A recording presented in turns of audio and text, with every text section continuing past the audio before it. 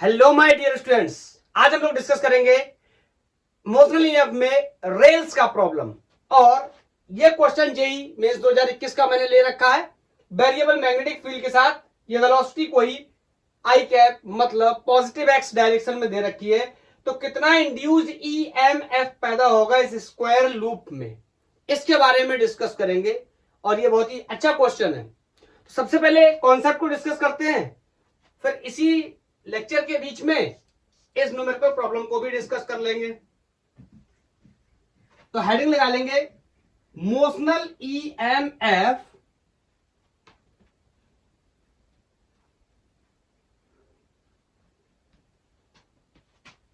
Of rails. इसके मैंने आपको बताया कई लेक्चर होने वाले हैं और ये सेकंड लेक्चर है मोशनल ईएमएफ का। पहले लेक्चर में कोई कंडक्टिंग रॉड था जो मूव कर रहा था। आज उस कंडक्टिंग रॉड को अकेले नहीं घेर दिया गया है चारों तरफ से कंडक्टिंग वायर्स की मदद से, तब भी वो क्या बन गया है, एक रेल बन गया है। समझते कैसे? मान लो ये कोई इनवर्ट मैग्नेटिक फील्ड था। प्रीवियस लेक्चर आप देख करके आए, मैं ऐसा मान के चल रहा हूं, और मेक श्योर आप देख कर भी आए, तभी यहां पर हम आगे की चीजें अच्छे से क्लियर कर पाएंगे। और ये मेरे पास कोई रॉड था, ये रॉड मूव कर रहा था इस मैग्नेटिक फील्ड में।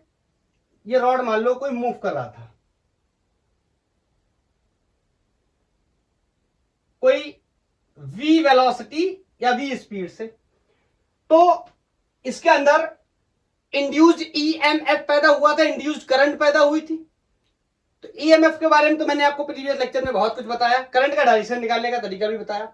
आज ये जो रॉड है या ये जो वायर है ये अकेले नहीं है। आज मैंने क्या किया है, इसको इस तरीके से एक क्लोज सर्किट बना दिया। आज मैंने एक क्लोज सर्किट बना दिया। तो इस कंडीशन में हम बोलेंगे क्या, रेल बन गई। बोलो, रेल की पटरियां ऐसी तो होती हैं और उसके ऊपर गाड़ी ऐसी चलती है। तो मोशनल ईएमएफ ऑफ रेल्स, देखो समझो, कुछ इसमें उसमें कुछ खास डिफरेंस नहीं है। डिफरेंस का मतलब क्या, ये रॉड था, आपको मैंने प्रीवियस लेक्चर में बताया, इस रॉड में BLV इतना इंड्यूस्ड ईएमएफ पैदा होगा। और मैंने आपको एक कंडीशन भी बताई थी, लेंथ एंड वेलोसिटी दोनों एक दूसरे के परपेंडिकुलर होने चाहिए, तो उसी केस में इंड्यूस्ड ईएमएफ पैदा होगा, अदरवाइज इंड्यूस्ड ईएमएफ पैदा नहीं होगा। प्रीवियस लेक्चर में मैंने आपको ये सारी बातें बताई हुई हैं। और मैग्नेटिक फील्ड यहां पर इनवर्ड है, लेंथ इस कंडक्टर का कोई एल मान लो और इस तरीके से चल रहा है, तो दोनों एक दूसरे के परपेंडिकुलर है। और मैंने बताया इतना इंड्यूस्ड ईएमएफ पैदा होगा जैसे कि पुराने केसेस में हुआ था। अब नया सवाल, इंड्यूस्ड ईएमएफ का मतलब ये रॉड वर्चुअली एक बैटरी की तरह काम करने लगता था, याद आया? तो इस बैटरी में हमें टर्मिनल्स पता करने होते थे कि कौन सा टर्मिनल पॉजिटिव होगा और कौन सा टर्मिनल नेगेटिव होगा। It means direction of current की बात करेंगे, क्या इसमें क्लॉकवाइज करंट होगी या इसमें एंटी क्लॉकवाइज करंट होगी। इसका तरीका भी मैंने आपको प्रीवियस लेक्चर में बता रखा था, यहां पर हम लोग उसको इंप्लीमेंट करेंगे। प्रीवियस लेक्चर में सिर्फ रॉड थी, इस वजह से डायरेक्शन ऑफ करंट का कोई काम नहीं था। आज सर्किट क्या है, कंप्लीट है, तो यहां पर करंट के डायरेक्शन का भी एक अपना इंपॉर्टेंट रोल हो जाएगा। बोलो, तो अगर मैं आपसे बोलूं इंड्यूस्ड करंट कितना होगा, very easy, induced EMF and divided by the resistance. ये जो सर्किट है, इस सर्किट का रेसिस्टेंस कोई क्या है, मैंने मान लिया आर, मैं मेंशन कर दे रहा हूं, R is resistance of circuit, या आप रेल्स भी बोल सकते हो। क्लियर है? तो यहां से रेसिस्टेंस क्लियर हो गया। अगर मैं आपसे एक बात पूछूं कि डायरेक्शन ऑफ करंट क्या होगी, तो सबसे पहले तो इस रॉड को चेक करना पड़ेगा मुझे, किस तरीके से यह बैटरी बनेगा, मतलब इसके टर्मिनल्स क्या होंगे। तो मैं इसका आपको यहां पिक्चर बना करके बता रहा हूं। तरीका मैंने आपको कल भी बताया था, आज मैं दोबारा रिपीट कर रहा हूं। बिल्कुल जैसे हम फोर्स निकालते थे, राइट हैंड थप्पड़ रूल का जैसे मैं इस्तेमाल करता था, उसी तरीके से यहां पर हम बैटरी की पोलरिटी पता कर लेंगे। Put your thumb in the direction of motion of conductor, fingers toward the magnetic field और थप्पड़ मारूं, जो डायरेक्शन है थप्पड़ का वो डायरेक्शन होगा बैटरी के पॉजिटिव टर्मिनल का और उसका दूसरा टर्मिनल नेगेटिव हो जाएगा। क्लियर? मैं दोबारा से बता रहा हूं, अगर फील्ड आउटवर्ड हो जाता तो पॉजिटिव टर्मिनल बैटरी का नीचे आ जाता। तो ये मैंने आपको तरीका बना के बताया। बोलो, और इसको मैं अगर समराइज कर दूं तो ये कुछ कहानी ऐसी तो हो गई, सर्किट बन गया ना। इसको मैंने मान लिया कि आर इसका रेसिस्टेंस है, जो कि मैंने पहले भी माना हुआ है, और ये मैग्नेटिक फील्ड में रखा हुआ है। देखो, मैग्नेटिक फील्ड नहीं हटा देना, मैग्नेटिक फील्ड हट गया तो सारी कहानी खराब हो जाएगी। मैग्नेटिक फील्ड अगर हट गया तो इंड्यूस्ड ईएमएफ पैदा नहीं होगा, और इंड्यूस्ड ईएमएफ पैदा नहीं होगा तो कोई करंट नहीं बनेगा, तो डायरेक्शन ऑफ करंट की बात ही क्या करेंगे। Is that clear? मतलब ये जो रेल था, रेल प्रॉब्लम था, अब ये मेरे लिए क्या बन गया, जस्ट करंट इलेक्ट्रिसिटी का एक सर्किट बन गया, जिसमें ये बैटरी लगी है और ये रेसिस्टर लगा है। इसका कोई इंड्यूस, इसका कोई वोल्टेज होता था, याद आया, ईएमएफ होता था, याद आया, और यहां पर तो लगाया तो है नहीं मैंने, खुद से पैदा हुआ है। इसकी वैल्यू BLB, इतनी वोल्ट की बैटरी यहां पर लगी हुई है। करंट कितनी पैदा होगी, इतनी पैदा होगी। क्या आप मेरी बात को समझ गए? नोट करो इसको, 1 2 3, नोटेड? ओके। हाँ, एक और सवाल पैदा हो सकता था। आपको पता है, जब हम लोग डिस्कस करते थे EMF के बारे में, सेल का डिस्कशन करते थे और बात करते थे कि सेल का अपना कोई क्या हो सकता है, इंटरनल रेसिस्टेंस हो सकता है। तो इस रॉड का भी, जो रॉड अब तो मैंने हटा दिया, उस रॉड का भी अपना कोई इंटरनल रेसिस्टेंस हो सकता है। तो मैं यहां पर बोल देता हूं, if small r is the internal resistance of rod, फिर करंट क्या होगा, बहुत ही आसान है, I induced is going to be E induced divided by total resistance। अभी इसका रेसिस्टेंस R था और इस रॉड का भी कोई इंटरनल रेसिस्टेंस है, जिसे मैंने छोटू r मान लिया है, तो डिवाइडेड बाई टोटल रेसिस्टेंस। इस कंडीशन में करंट ऐसे निकाल लेंगे, अगर इंटरनल रेसिस्टेंस का कॉन्सेप्ट इंट्रोड्यूस करता है तो। कैसे निकालेंगे, बैटरी की पोलैरिटी या करंट की direction. Is that clear? Should be clear? बोलो, ठीक है। चलो, अब मैं इसको हटा के आपको कुछ और बता रहा हूं। अब करंट इलेक्ट्रिसिटी मैंने पढ़ रखी है, हीटिंग इफेक्ट ऑफ करंट को मैंने पढ़ रखा है। अब मेरे को एक बात और समझ आती है कि करंट पैदा हो रहा है, वोल्टेज पैदा हो रहा है, वोल्टेज का मतलब इंड्यूस ईएमएफ पैदा हो रहा है, इसका मतलब सर्किट में पावर भी तो डिलीवर होगी। बोलो, एनर्जी ट्रांसफर भी तो होगी। तो एनर्जी ट्रांसफर होगी, इसके लिए मैं पावर कैलकुलेट करने जाऊंगा। सबसे पहले मैं एक दो छोटी छोटी चीजें जो कि जरूरी है उनके बारे में बात कर लेता हूं। हेडिंग लगा लेंगे, एनर्जी ट्रांसफर। कितनी एनर्जी ट्रांसफर होगी, मैं आपको पिक्चर के माध्यम से समझाता हूं, मेरी बात को सुनना। अब वो जो रेल था ना, उसको मैंने एक सिंपल सर्किट में ब्रेक कर लिया, ठीक है। मैं उस सिंपल सर्किट को बना देता हूं।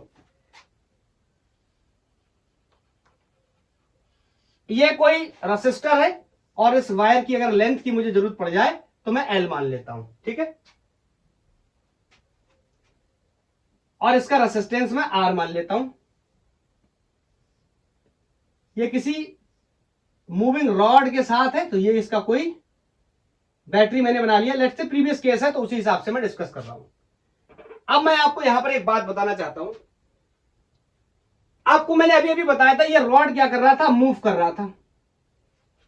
आपको मैग्नेटिज्म में ये पढ़ाई कर चुके हैं हम लोग कि जब भी कोई current carrying conductor magnetic field में रखा है, then that experiences the magnetic force. याद आया? जब भी कोई कंडक्टर मैग्नेटिक फील्ड में रखा है, करंट कैरिंग कंडक्टर, तो वो एक मैग्नेट बन जाता है। सबको पता है current carrying conductor behaves like a magnet. अगर वो खुद मैग्नेट बन गया, मैग्नेटिक फील्ड में रखा है, तो मे भी अट्रैक्टिव या रिपल्सिव टाइप का फोर्स लग सकता है, जिसे हम मैग्नेटिक फोर्स के नाम से जानते।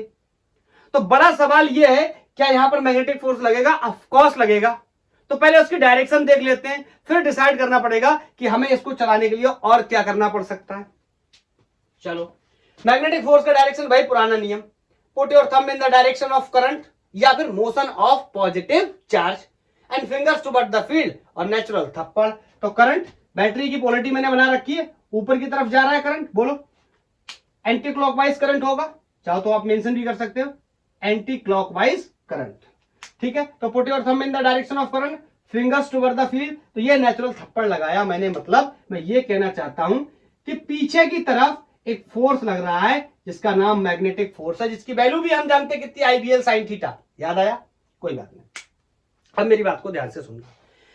कोई रेल है या कोई कंडक्टर है जो मैग्नेटिक फील्ड में मूव कर रहा है, इंड्यूस EMF पैदा कर रहा है, इंड्यूस करंट पैदा कर रहा है, पावर ट्रांसफर कर रहा है, वेरी गुड। लेकिन एक प्रॉब्लम, एक कॉन्सेप्ट मुझे देखने को मिल रहा है कि ये रॉड या ये रेल तो आगे की तरफ मूव कर रहा है, लेकिन इस पे पीछे की तरफ opposite to the direction of motion force काम कर रहा है, दैट इज मैग्नेटिक फोर्स।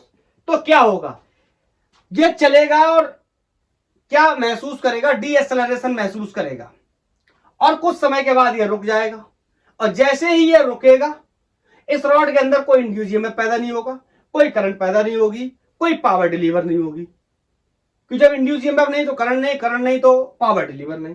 तो सवाल पैदा होता है कि भैया क्या करना पड़ेगा इसको चलाने के लिए। तो एक बहुत बेसिक सा सवाल है कि जितना फोर्स पीछे लग रहा है मैग्नेटिक फोर्स, अगर मैं उतना ही फोर्स आगे की डायरेक्शन में अप्लाई कर दूं, उतना ही फोर्स आगे लगा दूं, तो क्या होगा, नेट फोर्स इस रेल के सिस्टम पर 0 हो जाएगा, और ये ऑब्जेक्ट या ये रेल कांस्टेंट वेलोसिटी या कांस्टेंट स्पीड के साथ मूव करने के लायक बन जाएगा।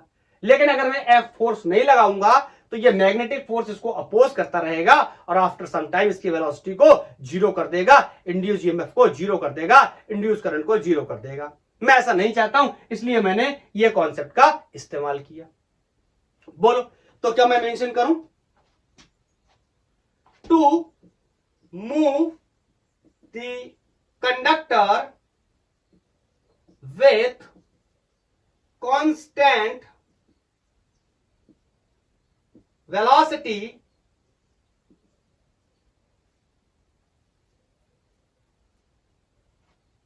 be applied force should be equal to magnetic force। Clear? Magnetic force कितना होता है हम लोग पढ़ते चले आ रहे हैं, करंट कैरिंग कंडक्टर पर कितना मैग्नेटिक फोर्स लग सकता है, IBL sin 90। IBL sin theta होता है, थीटा कितना 90, क्यों, लेंथ ऐसे रखा है और मैग्नेटिक फील्ड अंदर की तरफ है, वेरी क्लियर। sin 90 की वैल्यू 1 हो गई। लेकिन अगर मुझे इस कॉन्सेप्ट का इस्तेमाल करना है तो मैं बोलूंगा जो फोर्स मैंने अप्लाई किया है वो फोर्स इतना ही होना चाहिए अपोजिट डायरेक्शन में। तो इसके बाद वेलोसिटी क्या हो जाएगी, इस रॉड की क्या स्पीड क्या हो जाएगी, कांस्टेंट हो जाएगी। बोलो, इस मैग्नेटिक फोर्स की वैल्यू को भी मैं कैलकुलेट कर सकता हूं। बोलो, नोट कर लिया, 1 2 3, इसको हटाओ, बिल्कुल कर सकता हूं। करंट अभी अभी मैंने निकाला है, उसी करंट की वैल्यू को यहां पर क्या करूंगा, प्लेस करूंगा, और उससे मेरा आंसर बनेगा। यहां से मैग्नेटिक फोर्स, बाद में मैं इसको अप्लाइड फोर्स के बराबर लिख दूंगा, आई अभी अभी मैंने निकाला था इंड्यूस्ड EMF ओवर करंट, वो मैं क्या लिख, sorry, induced EMF over resistance को मैं क्या लिख सकता हूं, इंड्यूस्ड करंट, और ये B magnetic field and L is the length of conductor. Induced EMF की वैल्यू सबको पता है BLB होती है, और इंटू BL अपॉन R। तो यहां से मेरे को मैग्नेटिक फोर्स की वैल्यू मिल गई, that is Fm will be equal to B square BL square upon R। इतना मैग्नेटिक फोर्स इस रेल पर, इतना मैग्नेटिक फोर्स इस रेल पे लगेगा ऑपोजिट डायरेक्शन में। तो इतना ही फोर्स अगर मैं क्या कर दूं, इस पे अप्लाई कर दूं फॉरवर्ड डायरेक्शन में, तो क्या होगा, इस पर यहां पर मेंशन कर रहा हूं, एफ नेट क्या हो जाएगा, 0 हो जाएगा, और एफ नेट मतलब F equal to M A, ये 0। इसमें या तो मास 0 या तो एक्सेलरेशन 0, ऐसे पढ़ते थे ना, तो एक्सेलरेशन तो 0 हो सकता है, मास 0 तो पॉसिबल है नहीं। इसका मतलब अब एक्सेलरेशन जीरो मतलब होने का मतलब दो बातें, या तो पार्टिकल रुका हुआ है या कांस्टेंट वेलोसिटी से चल रहा है, इसका मतलब वेलोसिटी क्या हो जाएगी, कांस्टेंट। अब ये कांस्टेंट वेलोसिटी से कांस्टेंट स्पीड से मूव करता रहेगा, इसके अंदर इंड्यूस ईएमएफ पैदा होता रहेगा, इंड्यूस करंट पैदा होती रहेगी, और इंड्यूस करंट पैदा होती रहेगी तो पावर की भी सप्लाई होती रहेगी। अब डिस्कस करेंगे पावर सप्लाई के बारे में। क्लियर? इतना फोर्स चाहिए तो हटाऊं, हेडिंग लगा लो पावर। पावर भी दो तरीके की होगी। कैसे दो तरीके की? एक पावर जिसके बारे में हम लोग क्लास 10 से पढ़ते चले आ रहे हैं, इलेक्ट्रिकल पावर I²R V²/R या VI जैसी चीजों की हमने बात कर रखी है। दूसरी पावर जो work done by applied force होगा, कोई ना कोई फोर्स आकर वर्क डन करता है, उसका रेट भी क्या बन जाता है, पावर बन जाता है। ये बात हम क्लासिकल मैकेनिक्स से पढ़ते चले आ रहे हैं। और यहां पर मैंने एक फोर्स अप्लाई किया, तो इस फोर्स की वजह से कुछ ना कुछ वर्क होगा और उस वर्क का रेट क्या बन जाएगा, पावर बन जाएगा। तो वर्क डन या power by work done per unit time, और दूसरा पावर क्या है, डेसिपेटेड बोल देंगे सर्किट के अंदर। चलो एक एक करके बात करते हैं। पावर, पहले मैं पावर की बात कर रहा हूं, the work at which, sorry, the rate at which work is done। तो power is equal to W/T, rate at which work is done. या इसी को मैं और भी इस तरीके से एक्सपोज कर सकता हूं, वर्क को मैं फोर्स इंटू डिस्प्लेसमेंट लिख सकता हूं, चाहूं तो वेक्टर में भी लिख सकता हूं, और force into displacement upon time. और आपको पता है डिस्प्लेसमेंट अपॉन टाइम क्या होता है, वेलोसिटी। तो पावर को मैं दूसरे तरीके से W/T भी लिख सकता हूं, और फोर्स अगर वेक्टर में लिखूं तो डॉट प्रोडक्ट होता है, फोर्स और वेलोसिटी का डॉट प्रोडक्ट भी क्या दे देता है, मुझे पावर दे देता है। बोलो, और मुझे यहां सब कुछ पता है। वेलोसिटी का मैग्नीट्यूड मैंने बी ले रखा, फोर्स की वैल्यू मैंने अभी अभी निकाली है B², याद आया, L B² इंटू, कुछ गड़बड़ हो गया, फोर्स की वैल्यू कितनी निकाली थी,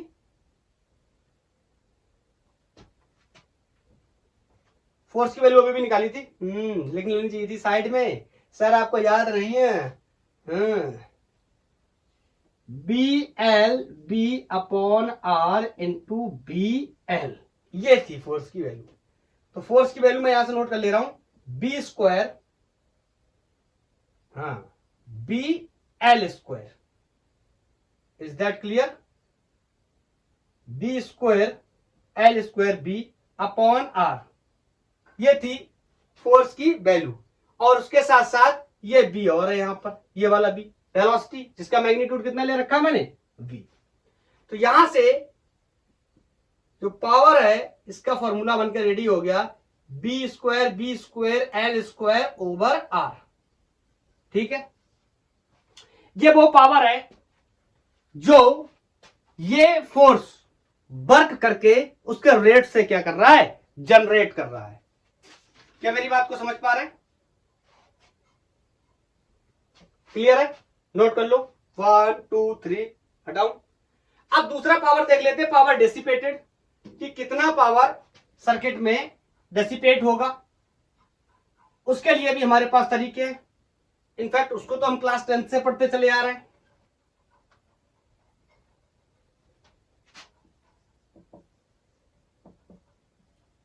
पावर डेसिपेटेड, बोलो, P = I²R B²/R या VI। क्लास 10 से पढ़ते चले आ रहे हैं ना। इसका डेरिवेशन भी मैंने आपको करंट इलेक्ट्रिसिटी में करा रखा है, यहां पर मैं सिर्फ फॉर्मूले का यूज करके काम करना चाहता हूं। तो P = E इंड्यूस्ड, आई की, यहां देखो आई ई सबका मतलब क्या है, इंड्यूस्ड, सब कुछ इंड्यूस हो रहा है, कुछ हम अप्लाई नहीं कर रहे। तो आई को मैं लिख सकता हूं क्या, ई इंड्यूस्ड अपॉन, बोलो बोलो, आई को ई इंड्यूस्ड अपॉन R²। ठीक है, और यहां से ये R, एक R से एक R मर गया। इंड्यूस्ड ईएमएफ की वैल्यू क्या होती है, BLB। तो B²L² B²/R। और आपने एक चीज देखी कि ये पावर डेसिपेटेड किसके बराबर आ गई, जो अभी हमने निकाला था, rate at which work is done. तो मैं कह सकता हूं this power is equal to the rate at which work is done. समझ पाए? क्लियर है कॉन्सेप्ट? हम लोग मोशनल ईएमएफ का पार्ट 2 रेल्स का कवर कर रहे हैं। नेक्स्ट लेक्चर में हम लोग किसी रॉड को रोटेट कराना शुरू करेंगे और उसकी वजह से जो ईएमएफ बनेगा उस ईएमएफ को कैलकुलेट करेंगे।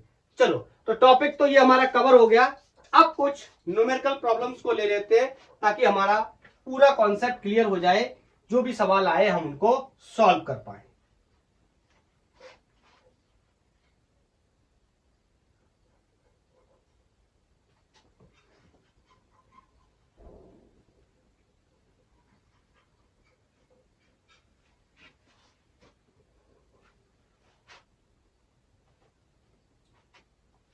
First question is from DC पेंडे।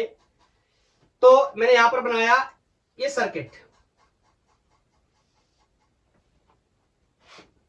और इस तरीके से ये रेल बनके रेडी हो गया और यहां पर ये कोई आर है, इसकी वैल्यू 1.2L है। इस कंडक्टर का जो लेंथ है वो 1.2L है। इस पर कोई फोर्स लगाना पड़ेगा और ये इनवर्ड मैग्नेटिक फील्ड में रखा है जिसकी वैल्यू 0.25 टेस्ला है। Is that clear? और मुझे क्या क्या बताना है ये मैं आपको बता देता हूं। पहला part, calculate force required to move this with constant speed of 2 metre पर सेकेंड। ये पहला पार्ट है। दो पार्ट और है इसके। दूसरा लिख दूं, at what rate energy is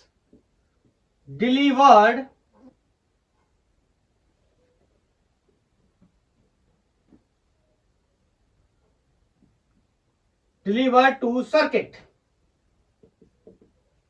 तीसरा part,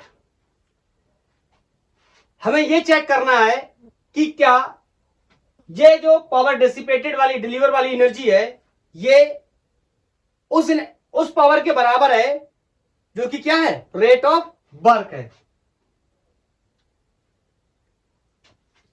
show that this rate is equal to the rate of work done by applied force। या कोई एफ फोर्स लगाया है। तो तीन सवाल है, एक एक करके तीनों को सॉल्व करेंगे। सबसे पहला सवाल है कि ये सिस्टम 0.25 टेस्ला में रखा है, मैग्नेटिक फील्ड में रखा है। इसकी लेंथ 1.2L है, सॉरी नॉट L, 1.2 मीटर है।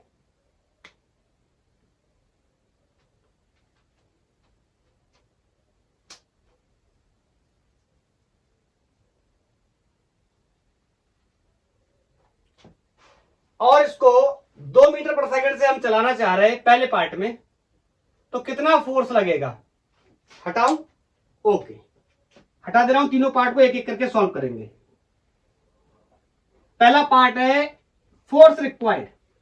तो फोर्स के लिए सबको पता है F equal to I B L sine 90। 90 क्यों? फिर से समझ गए, फील्ड अंदर वेलोसिटी लेंथ इस तरीके से। तो यहां से F, करंट की वैल्यू नहीं पता, मैग्नेटिक फील्ड की वैल्यू पता है 0.25 Tesla, and length of conductor is also given that is 1.2। Equation 1 आगे सॉल्व नहीं होगा क्योंकि मेरे को पहले करंट निकालना पड़ेगा, और करंट निकालने के बाद मैं इसको आगे सॉल्व कर सकता हूं। एक चीज और गिवन कर लो, रेसिस्टेंस नहीं पता होगा तो कैसे काम करेंगे। 6 ओम का रेसिस्टेंस है, तो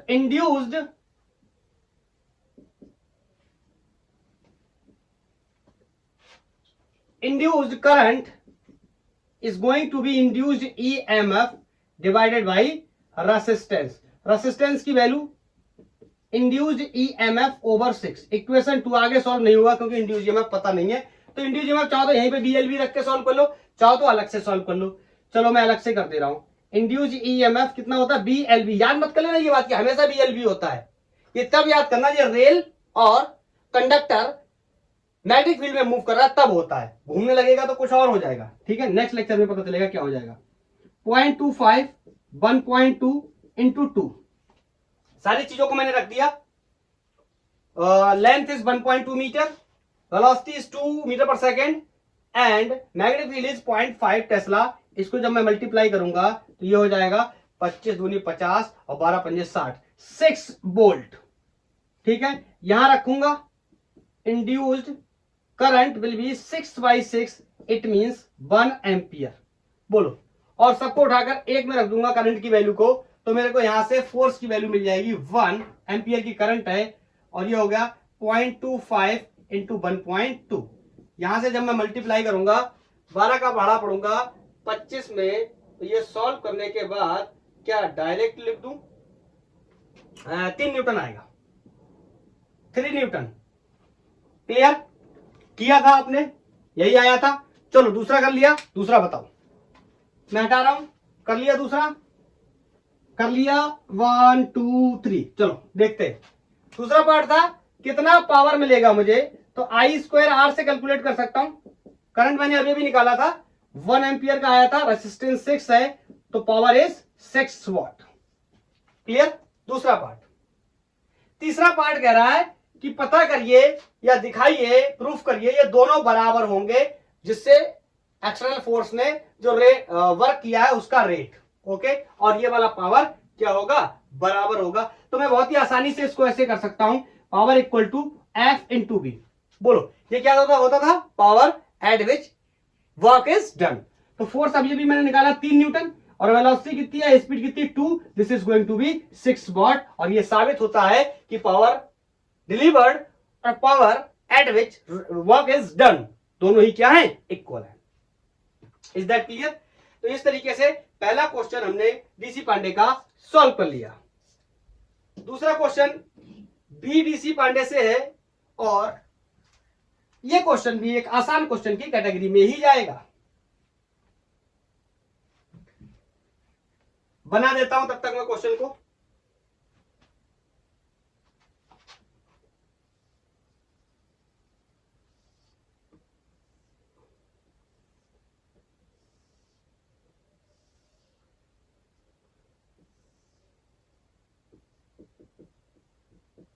ये 50 सेंटीमीटर कंडक्टर की लेंथ है, और इसका रेसिस्टेंस R दैट इज 3 ओम, और ये रॉड 2 मीटर पर सेकंड से चल रहा है।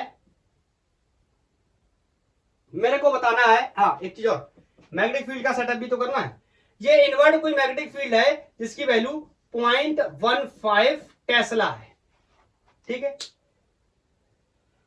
तो उम्मीद करो क्या पूछा जाएगा। अरे फोर्स पूछेगा, कितने फोर्स से हमें इसको चलाना पड़ेगा, बोलो।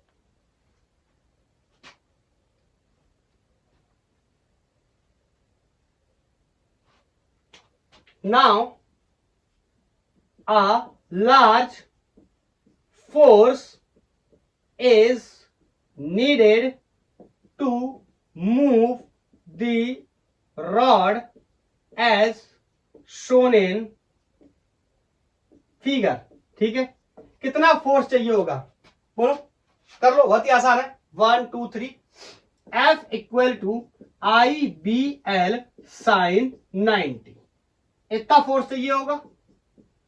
F I करंट नहीं पता है, magnetic field is given, this is 0.15 and the length of the conductor is 50 centimetres में है, तो मैंने मीटर्स में कन्वर्ट कर लिया। इक्वेशन 1 आगे सॉल्व नहीं होगा। क्योंकि मेरे को इंड्यूस करंट की वैल्यू बतानी है, तो इंड्यूस ईएमएफ भी निकालना ही पड़ेगा। तो चलो इस बार induced EMF over resistor, induced EMF की value BLB over R, B की वैल्यू 0.15 टेस्ला, एल की वैल्यू 50 सेंटीमीटर था, मीटर में कन्वर्ट कर लिया, वेलोसिटी या स्पीड 2, रेसिस्टर 3। तो यहां से इंड्यूस्ड करंट की जो वैल्यू आएगी 5 × 10⁻⁴ एम्पियर। ठीक है, उठा के यहां रखेंगे, force is going to be 5 × 10⁻⁴ and magnetic field is 0.15 and length of conductor is 50 centimetre. तो यहां से सॉल्व करने के बाद मुझे पता चलेगा कि F is going to be 3.75 × 10⁻⁻⁵ newton. Clear है सर? ये तो हलवा हलवा सवाल है, टॉपिक समझने के बाद सब हलवा लगता है। बोलो, चलो अब उसी क्वेश्चन की बात कर लेते हैं जो मैंने हुक बनाया था, शुरुआत में लिया था। क्या अंतर है उस क्वेश्चन में और जो अभी तक क्वेश्चन में सॉल्व कर रहा हूं, मैं आपको बोल करके बता देता हूं। आपने देखा हर बार में मैग्नेटिक फील्ड कहीं मैंने 0.25 टेस्ला, कहीं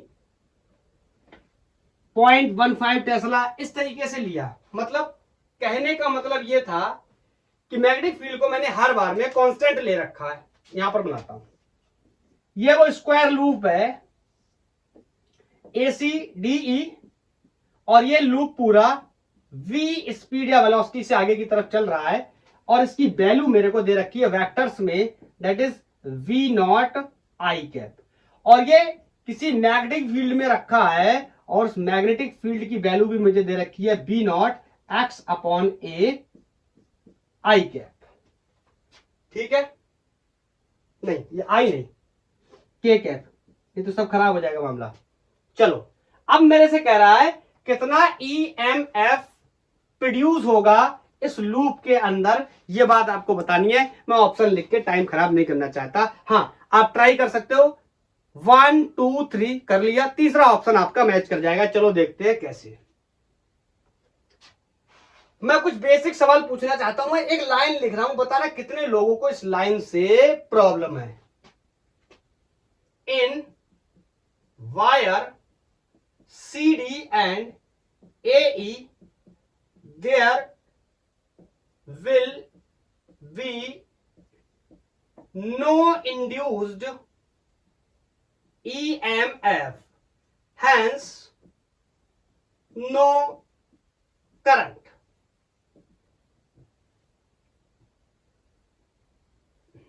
अच्छा, इंड्यूस ईएमएफ पूछा गया है, चलो कोई बात नहीं, करंट लिख दिया तो लिख दिया। क्यों, अब वजह समझते हैं। जिन लोगों को पता है, ये जो समझ गए, बहुत ही अच्छी बात है। ये देखो लेंथ, यहां बना के बता रहा हूं, ये CD और AE, इनकी लेंथ ये कुछ इस तरीके से, हाँ इसकी लेंथ को D ले रखी थी मैंने। ठीक है, ये स्क्वायर लूप है तो सब ये D है तो ये भी D होगा। इसकी लेंथ ये क्या है, D। और इंपॉर्टेंट बात क्या है मैं वो बता रहा हूं, ये इसी तरीके से चल भी रहा है आगे की तरफ। तो देखो L और V, याद आया, V इंड्यूस्ड EMF का जो असल एक्सप्रेशन है that is BL V sin theta होता है। ठीक है, मैंने प्रीवियस लेक्चर में आपको एक सवाल भी कराया था एससी वर्मा सर की बुक का, और वहां से मैंने आपको बताया था अगर ये 0 हो गया तो ये पूरी वैल्यू 0 हो जाएगी, और ये बिल्कुल 0 है इस केस में। कैसे, length vector and velocity vector दोनों ही एक ही डायरेक्शन में। कैसे, वेलोसिटी पॉजिटिव आई या प्लस एक्स में है, एक ही बात है। और इसकी जो लेंथ है, इसकी लेंथ भी किसमें है, प्लस एक्स में ही है या प्लस आई में ही है। तो दोनों का मल्टीपल प्रोडक्ट करेंगे या एंगल के बारे में डिस्कस करेंगे तो 0 एंगल रखेंगे, और इंड्यूस्ड EMF क्या हो जाएगा, 0। इसमें और इसमें। क्या मेरी बात समझ गए? किसी को कोई दिक्कत बिल्कुल भी नहीं होनी चाहिए। अब बचे 2 और वायर इस स्क्वायर लूप के, वायर AC और वायर ED। क्या इन दोनों में प्रोड्यूस होगा? ऑफ कोर्स होगा। वायर की लेंथ इस तरीके से परपेंडिकुलर और वेलोसिटी इस तरीके से। ये तो हमारा स्टैंडर्ड ही था कि इंड्यूस्ड EMF क्या होगा, बी एल बी होगा कब, जब L and V are perpendicular. Is that clear? तो समझ पाए कि इसमें और इसमें क्यों नहीं है, इसमें और इसमें बनेगा, उसका भी नेट निकालना पड़ेगा, क्योंकि दो अलग अलग वायर्स में बन रहा है और वो दोनों एक ही लूप का पार्ट है। तो चेक करना पड़ेगा इंड्यूस ईएमएफ जुड़ेंगे या घटेंगे। सबसे पहले तो ये चेक करना पड़ेगा, अगर बैटरी की पोलरिटी प्लस टू प्लस जुड़ा हुआ है, माइनस टू माइनस जुड़ा हुआ है तो घटने वाले, और प्लस माइनस इस तरीके से जुड़ा हुआ है तो उनके जो ईएमएफ होंगे उनको हम क्या कर लेंगे, ऐड कर लेंगे। ये बात आप बहुत अच्छे से जानते हो। Is that clear? बोलो, कोई दिक्कत?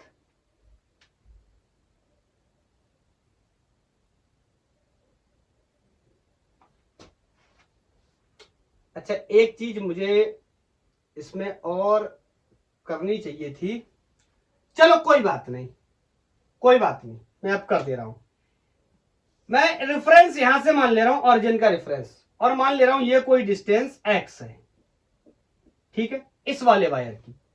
तो इस वाले वायर की डिस्टेंस कितनी जाएगी, x plus D of cos. ठीक है, बोलो, क्लियर है? क्लियर है? अब आप कहोगे सर यहां पर रेफरेंस क्यों नहीं मान रहे इसी लूप में? अगर आप इस लूप में रेफरेंस लेने जाएंगे तो ये आप x यहां जीरो रख देंगे। बोलो, कहेंगे ओरिजिन पे रखा है x जीरो, तो आप जीरो रखने की वजह से इसमें तो इंड्यूस ईएमएफ पैदा ही नहीं होगा। जब आप सॉल्व करने जाएंगे जीरो आ जाएगा, तो आप लेंथ को जीरो डाल देंगे, तो क्योंकि इंड्यूस ईएमएफ में क्या इन्वॉल्व होता है, लेंथ, बी एल एल, याद है एल, ये बोलो, तो उसकी टोटल डिस्टेंस देखनी पड़ेगी ना। चलो अब समझते हैं, पहले इसमें करंट का डायरेक्शन निर्धारित कर लेते हैं। इस तरीके से चल रहा है लूप, तो करंट के डायरेक्शन को समझते हैं। Put your thumb in the direction of motion of conductor, fingers toward the field. तो ये ऊपर की तरफ, इसमें भी और इसमें भी, मतलब समझना यहां पर कुछ इस तरीके से बन जाएंगे ये दोनों बैटरी, इसमें भी इस तरीके की बैटरी बन जाएगी और इसमें भी। दोनों की पोलैरिटी क्या होगी, सेम। यहां से x दूरी पे ये d दूरी है, तो यहां से पूरी दूरी x प्लस डी, अगर मैं यहां से रेफरेंस लेता हूं तो। बोलो, अब आपसे मैं पूछूं कि नेट इंड्यूस ईएमएफ अगर मुझे बताना है तो क्या करूंगा, ऐड करूंगा या सब्ट्रैक्ट करूंगा? ऑफ कोर्स सब्ट्रैक्ट करूंगा, दोनों सेम पोलैरिटी से जुड़े हुए हैं। तो मैं आपसे कह सकता हूं नेट ईएमएफ, बोलो कितना हो जाएगा? इसका नाम मैंने जो भी रखा था आप देख लेना, ACDE। तो मैं कह सकता हूं, बताओ दोनों में से बड़ा कौन? बड़ा कौन? जिसकी डिस्टेंस ज्यादा। तो induced EMF due to DE minus induced EMF due to AC wire. ठीक है, तो यहां पर रखने चला मैं, net EMF is going to be, बोलो क्या होता था, BLB।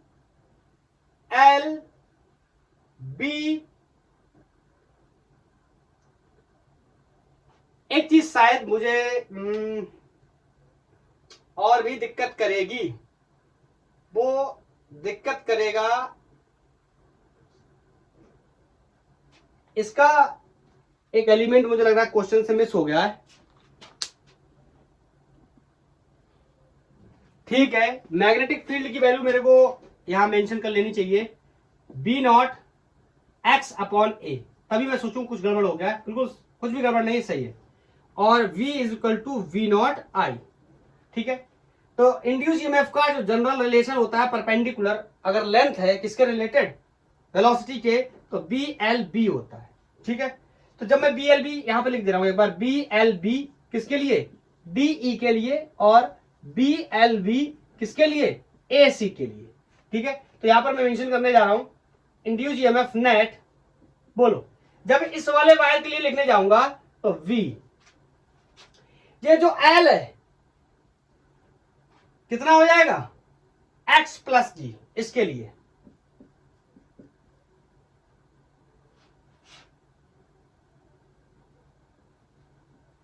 दोबारा से बता रहा हूं,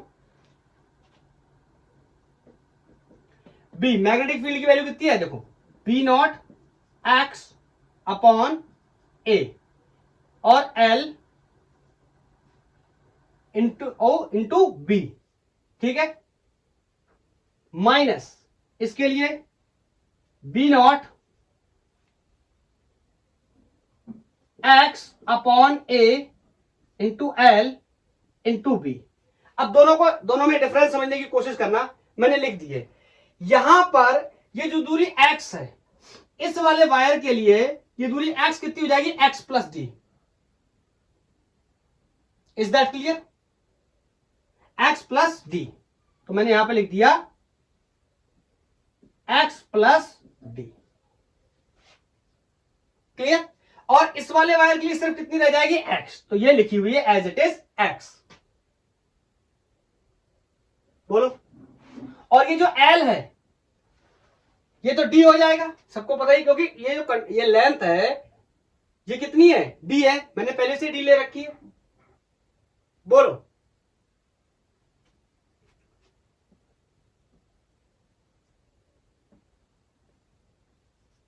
तो इसको मैं अगर सॉल्व करना चाहूं तो इसको मैं कुछ इस तरीके से लिख सकता हूं, B not X D V upon A plus, एक बार इसके साथ टर्म बना लिया, एक बार इसके साथ, B not D B upon A, ठीक है। वी नॉट ले रखा सब में, तो वी नॉट कर लेते, नहीं तो ऑप्शन में मैच नहीं करेगा। बोलो। और minus B not X D B not upon A. इस वाले फंक्शन से ये वाला फंक्शन क्या हो गया, कैंसिल आउट। दिख रहा है? बोलो। कोई डाउट नहीं होना चाहिए। हाँ, यहां पर ये डी रहेगा, ये डी स्क्वायर, ठीक है।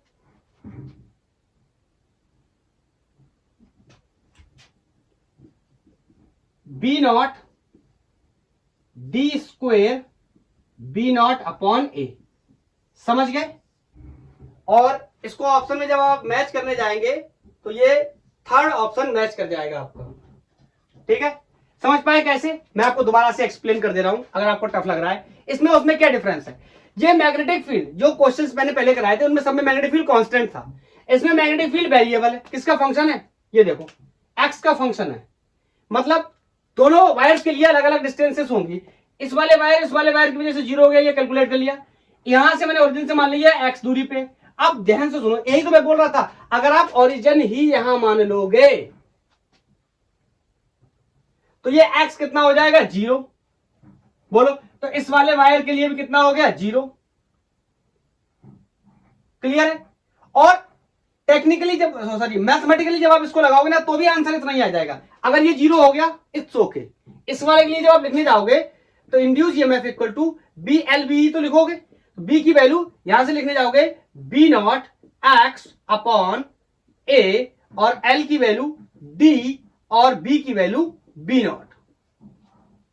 और एक्स कितना हो जाएगा, अगर आप यहां पे ऑरिजिन मान लोगे, यहां पर ऑरिजिन मान लोगे तो इसके लिए एक्स कितना हो जाएगा, डी।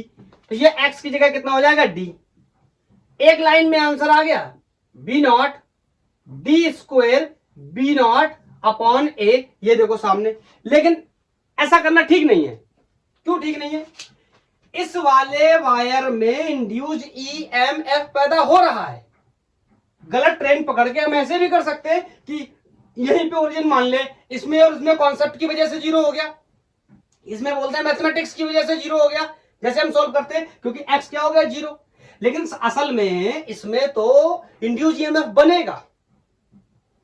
मेरी बात को समझ रहे हैं? इसमें बनेगा, इस वजह से मैंने इसको बनाया है, इसको मैंने पीछे ले लिया एक्स, और ये एक्स वाला फंक्शन इसके साथ एलिमिनेट हो गया, और यहां पर इतना फंक्शन बचा। मैं शॉर्ट मार देता तो यहीं पर बना लेता, जिससे इसमें भी जीरो हो जाता, सिर्फ इसमें बचता, और आंसर यहां से और यहां से दोनों में ही सेम आ रहा है। तो गलत ट्रेन पकड़ के सही जगह भी पहुंच सकते हैं, लेकिन असल में इसमें तो पैदा हो रहा है ना, इस वजह से मैंने एक्स पीछे माना, ओरिजिन समझ गए होंगे।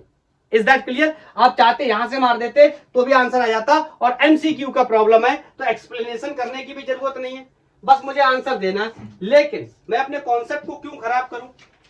आप सोचो, अगर कॉन्सेप्ट को खराब कर लोगे तो भी तो प्रॉब्लम है। आपका दिल इजाजत नहीं देगा अगर आपने बहुत अच्छे से पढ़ाई करी है कि इसमें क्यों नहीं पैदा होगा, इसमें तो पैदा हो रहा है ना इंड्यूस ईएमएफ। तो मैं इसका मतलब है इसमें और इसमें दोनों में पैदा हो रहा है, तो नेट निकालना पड़ेगा घटा करके। ज्यादा किसमें होगा, इसकी डिस्टेंस ज्यादा होगी, क्योंकि किस पे डिपेंड कर रहा है, डिस्टेंस पे डिपेंड कर रहा है, या लेंथ ज्यादा इसकी होगी। क्लियर है? चलो, आई थिंक ये क्वेश्चन भी बहुत अच्छी तरीके से आपको समझ आ गया होगा। और ओरिजिन मैंने पीछे क्यों मान लिया ये भी समझ आ गया होगा। अगर आप ओरिजिन पे मान लेते तो भी मैथमेटिकली आपका क्वेश्चन सही हो जाता। सर आप मेरा पूरा कॉन्सेप्ट क्लियर है, अब तो कुछ डाउट नहीं है। 2021 जेईई मेंस का एक प्रॉब्लम है, मैं यहां पर बनाता हूं।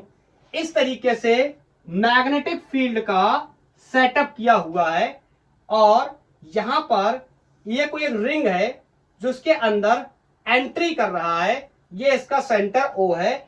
और ये कोई यहां पर जो मैग्नेटिक फील्ड, चलो मैं इसको ड्राइंग कर देता हूं, इसमें जो कोई मैग्नेटिक फील्ड लगा हुआ है वो 1 टेस्ला का है और ये रिंग भी 1 मीटर पर सेकेंड से चल रहा है। मैग्नेटिक फील्ड 1 टेस्ला का लगा हुआ है। ठीक है, ये सेंटर, इसके बारे में मैं आपको कुछ बताना चाहता हूं, क्वेश्चन की लैंग्वेज को थोड़ा लिख दे रहा हूं। एट t इक्वल टू 0, मतलब जब मैंने इस सिचुएशन को देखा, the centre of ring is at x equal to -1 metre.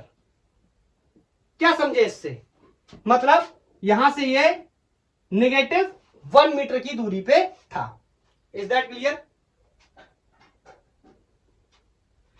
Next one, what will be the value of induced EMF at t equal to 1 second.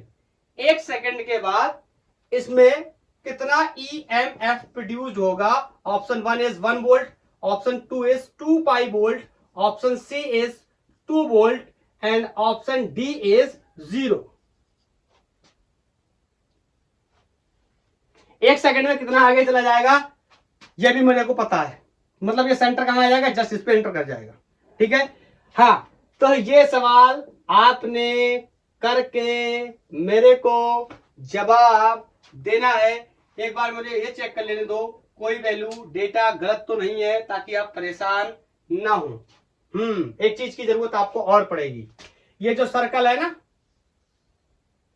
ये सर्कल जो है, circle का रेडियस इज ऑल्सो 1 मीटर। ठीक है, अब ठीक है, circle का मतलब रिंग, ये जो रिंग है इसका रेडियस 1 सेंटीमीटर है, इसका सेंटर O। जब मैंने देखा t इक्वल टू 0 सेकेंड पे तो x इक्वल टू -1 मीटर पे था, नेगेटिव x डायरेक्शन में था। उसके बाद what will be the magnitude of induced EMF at t equal to 1 second, अगर ये 1 मीटर पर सेकंड से चलता है और ये एंट्री कर रहा है 1 टेस्ला के मैग्नेटिक फील्ड में। तो 4 ऑप्शन आपके पास है। 1 वोल्ट की जगह टेस्ला कर दूं क्या? 1 टेस्ला नहीं, 1 वोल्ट ही रख, ऐसे 1 V। ठीक है, चलो, तो ये जेईई मेंस 2021 का क्वेश्चन है, मेरे को करके बता देना। आई थिंक रेलिंग का केस आपको बिल्कुल समझ आ गया होगा, और जो वेरिएबल मैग्नेटिक फील्ड का क्वेश्चन था उसने उसमें 4 चांद लगाए होंगे। तो आज के लिए इतना ही। थैंक यू, धन्यवाद, पढ़ाई करते रहिए।